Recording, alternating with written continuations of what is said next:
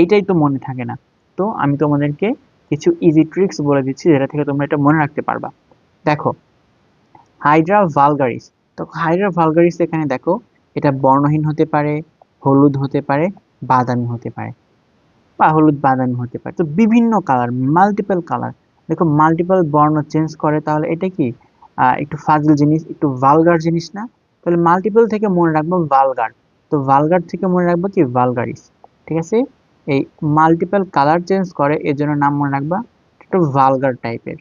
Vulgar টাইপের, vulgar থেকে মনে রাখবা কি ভালগারিস, হাইড্রা ভালগারিস।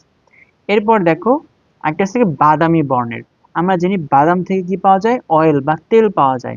সেই অয়েল থেকে মনে রাখতে পারবা অলিক্যাকটাস। ঠিক আছে, অয়েল থেকে মনে রাখবে কি অলিক্যাকটাস।